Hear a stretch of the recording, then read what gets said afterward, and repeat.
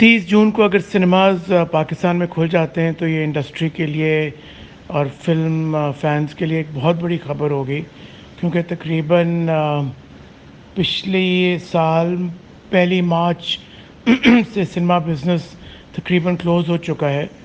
اور بیچ میں کچھ ہفتے سلیکٹڈ سنیماز کھلے تھے، لیکن ظاہر ہے وہ پرانی فلمیں ہی چلی تھی اور اٹینڈنس کافی لو تھی۔ تو یہ بہت بڑی خبر ہے۔ اب آپ کو پتہ ہے کہ عید کا جو تہوار ہوتا ہے وہ فلموں کے لیے سب سے بڑا بزنس ویک سمجھا جاتا ہے، اور ہر پروڈیوسر یا ڈسٹریبیوٹر کی کوشش ہوتی ہے کہ عید پر فلم لگائیں، اور بڑی عید تو خاص طور پہ پچھلے کچھ سالوں میں بزنس کے لیے، فلم بزنس کے لیے بہت اچھی رہی تھی۔ اس سال آئی تھنک ہم ایکسپیکٹ کر سکتے ہیں کہ کچھ فلمیں بڑی عید پر آئیں اگر سنیماز 30 جون کو کھل جائیں۔ فلمیں جیسے ٹچ بٹن، آئی تھنک جہاں تک لیجنڈ آف مولا جٹ کا تعلق ہے اور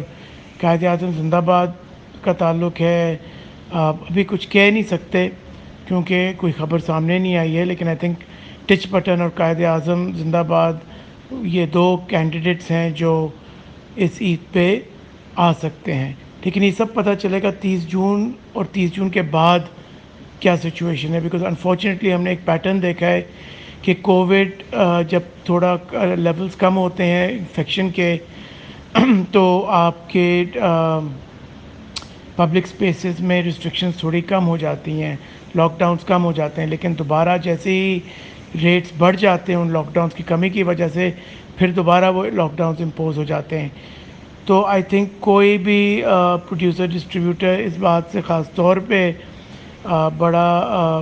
ان کو انزائٹی ہوگی کہ اگر وہ اپنی فلم لگا دیں اور 2 ہفتے بعد یا 1 ہفتے بعد کووڈ کے ریٹ اتنے بڑھ جائیں کہ وہ سنیماز بند کرنے پڑیں دوبارہ، کیونکہ دیکھیں سنیماز کھولنا ایک بہت بڑا ایفرٹ ہے، دوبارہ ان کو ایک بزنس جو 1.5 سال سے بند ہے اس کو دوبارہ سٹارٹ کرنا ایک بہت بڑا کیپٹل ایکسپینس ہے۔ تو سنیما اونرز بھی اس بات پہ بڑے پریشان ہیں کہ اگر وہ اتنا بڑا ایکسپینس کر کے سنیماز کو دوبارہ کھولتے ہیں اس لیول پر، کیونکہ ظاہر ہے آپ کو پاکستان بھر میں یہ بزنس دوبارہ سٹارٹ کرنا ہے تاکہ پروڈیوسرز ریلیز کر سکیں، تو ان کو بھی ڈر ہے کہ آگے کیا سچویشن ہوتی ہے۔ So let's hope for the best. تو آئی تھنک سب سے امپورٹنٹ یہ ہے کہ گورنمنٹ کو فار 1 ایئر ایٹ لیسٹ ایک ایسا گریس پیریڈ چاہیے سنیماز کو دینا چاہیے کہ ان کے لیے یہ بزنس چلانا ایک بہت بڑی اکنامک لائبلٹی نہ ہو۔ سب سے پہلے میں کہوں گا کہ